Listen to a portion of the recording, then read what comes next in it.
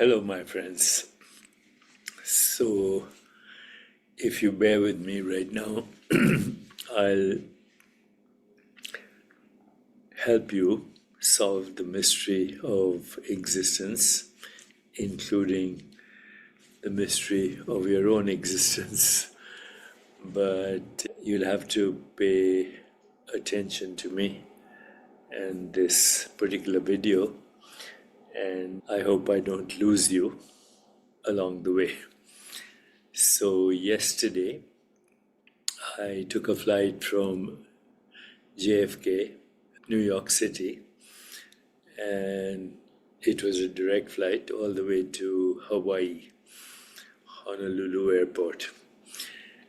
And on the surface, that's what happened. Okay, I, Deepak Chopra, got up in the morning and got dressed, took a car and went to the airport.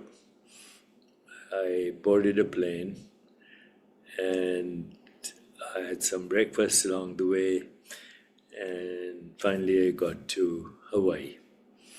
Okay, so that's what happened. At least that's how most of humanity would interpret that. Okay, but now just imagine for a second that you were watching something on your screen. And the screen could be your television screen, or it could be preferably your computer screen, or even the screen on this. And you saw a character on the screen get up, take the same car, and all the way to the airport, all the way to Hawaii. And you saw that on your screen. Deepak Chopra going to Hawaii on your screen, on your television screen, or your computer screen. Now, from the point of view of this metaphor, the screen did not travel anywhere. Okay, nor did this character on the screen travel anywhere. All that happened is electrons and photons kept fluctuating and recombining in different ways to create the illusion of a character on the screen going to Hawaii. And that includes everything that you see on that screen. That character, other characters at the airport, the airplane, and the scenery on landing in Hawaii. All it was a recombination of the fluctuating electrons and photons on the screen itself of the computer appearing as this character traveling all the way. But there was no travel involved. There was just the fluctuation of electrons and photons involved on the screen. And let's say the screen is a computer screen, then even the electrons and photons that were fluctuating were actually the fluctuations of the screen as that experience. Okay, so the whole thing was an illusion. No one left anywhere. No one arrived anywhere. Just the screen modulated its fluctuations to create that experience, but in essence, the experience was an illusion. Okay, now let's move on a little further in this argument. Let's say the screen is the screen of consciousness, awareness, fundamental, without cause, borderless, infinite, and irreducible, and so spaceless, timeless, dimensionless. But our metaphor still says it's the screen of experience. And then everything that appears on that screen is a fluctuating recombination and to some extent recycling of vrittis. Vrittis, I've used this term many times before. So vrittis in yoga refers to the fluctuations or modifications of mind, often described metaphorically as whirlpools or ripples in the lake of consciousness. They are basically habitual thought patterns and tendencies that overshadow the clarity of the screen of consciousness. So vrittis in modern language could also be understood as qualia or qualities of awareness. So I think it's reasonable to draw parallels between qualia and vrittis, as both describe aspects of subjective experience. Qualia refer to the intrinsic qualitative properties of conscious experience, what it feels like to perceive, sense, or introspect. And similarly, vrittis in yogic philosophy represent the mental fluctuations or modifications that shape our perception and interpretation of reality. Defining the vrittis or qualias can itself be considered a form of qualia or a vritti. So what I'm saying to you right now, that is being transmitted through the quantum field to you, is also qualia or vritti, fluctuations of consciousness. So even the act of defining or interpreting vrittis or qualia is itself a vritti or qualia. Okay, so now going back to my experience. I never left home.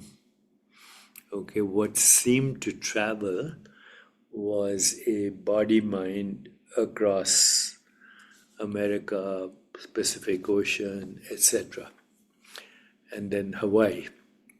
But New York City itself is a combination of vrittis. It is the tastes, the smells, the sounds, the emotions, the colors, the feeling, the vibe of New York. So New York City is a name given to fluctuating vrittis or qualias on the screen of consciousness. And then the whole experience is just a recombination of those qualias. That includes the airplane, the people I met, the breakfast I ate on the plane, and the moment of landing in Hawaii and experiencing Hawaii. So New York is an experience, the play is an experience. My thoughts about the plane is an experience. My joy and enjoyment of the experience is an experience. And then Hawaii is an experience. They're all states of consciousness. And consciousness itself remains unchanging while it modifies itself ceaselessly from the moment of birth to death in a particular lifetime as a combination of vrittis, and that's all there is. So what is this character Deepak Chopra? Well, it's a combination of vrittis that's ever-changing, from fertilized egg, the appearance of a fertilized egg, the appearance of an embryo, the appearance of a baby, the appearance of a toddler, all the way to dusty death, just a reshuffling of vrittis. And then the entangled world that goes along with that is also a fluctuation of vrittis, combination of vrittis. So that's what New York is, that's what you are, that's what I am, that's what the breakfast was, and that's what this entire description is. just a combination of vrittis.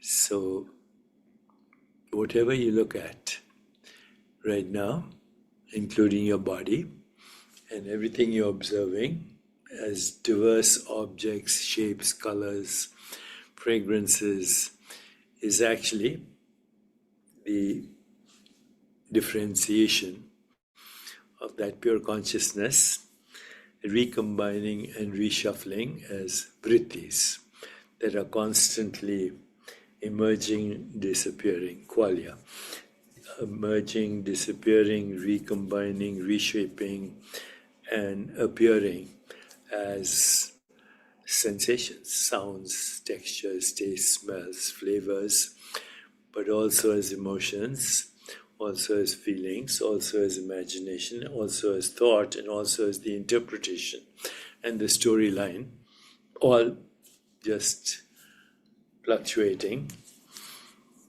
on the screen of consciousness, which is awareness. And that is who you are. That is all there is.